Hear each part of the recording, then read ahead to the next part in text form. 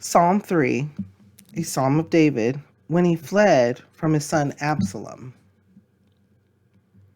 Okay, so of course, a lot of the book of Psalm, there's short chapters and there's long chapters. In this case, this is a time to give some background. So the book of Psalm is kind of scattered when it comes to the timeline. So we just went for Job all the way back, almost pretty much around Abraham's time. And then now we're going to be sprinkling all the way from Moses through David, past David to his son Solomon, to just, there's going to be sprinkling of different time periods. And so this one is specifically letting us know that this was when David had fled from his own son, I believe his oldest son, which is a shame too. So here's David. You know David. David, he went through it for the longest. He was a shepherd, sheep herdsman, someone who didn't look like they were the ruler like his predecessor, didn't have that immediate presence, but really knew and worshiped and had strong faith in the Lord. And so he went through it with his predecessor. Then his predecessor was no more, and then David became king. David did some things. Yes, he loved the Lord and he had faith and a good walk with the Lord, but he was human. And for those of you that's your first time, or if you're not of the faith and you believe, when you look to someone of the faith, there is an expectation. Their expectation is that they're going to perfection, or they're going to be guiltless and such. Eternally, yes, that is true. When someone of faith has faith in the Lord, our sins are forgiven. That doesn't mean we don't sin or we're not tempted. The only person who passed all of those tests was Jesus. And so what it happens though, when we do have faith, it fills that hole, it fills that yearning and longing that we have.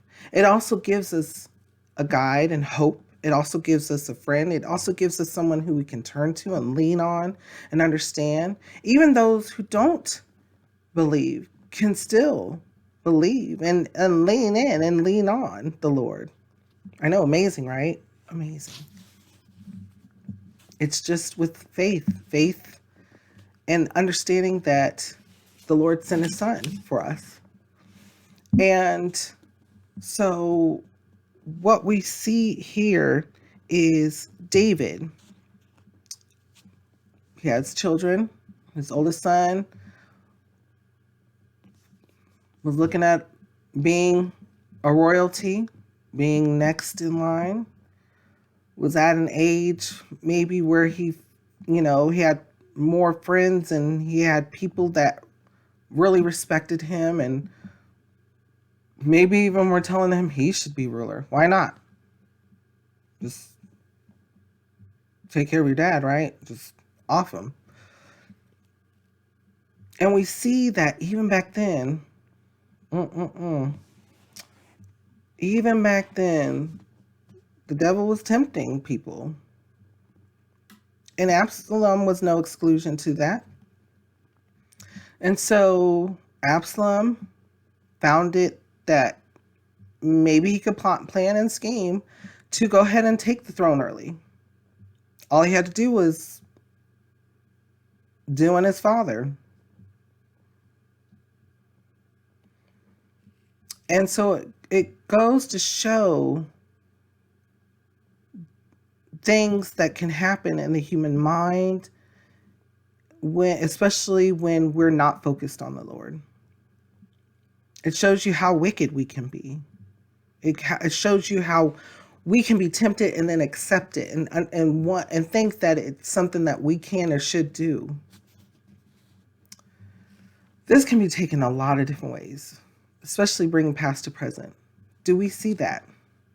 Do we see that in families? Do we see that in hierarchy?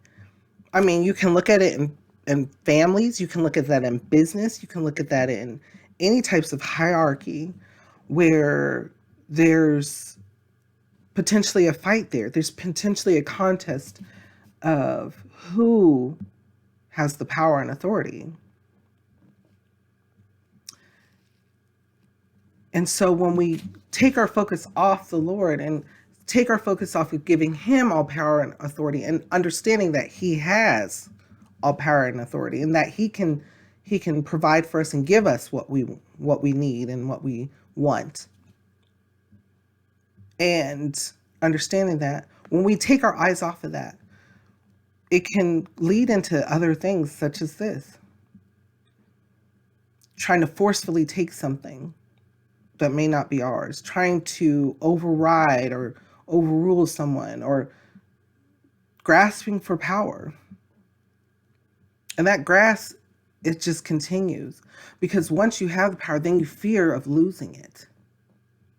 Or what you think you have the power, you have that fear, that constance of losing it, because it's something, truthfully, being the truth, that you can't control, that we can't control.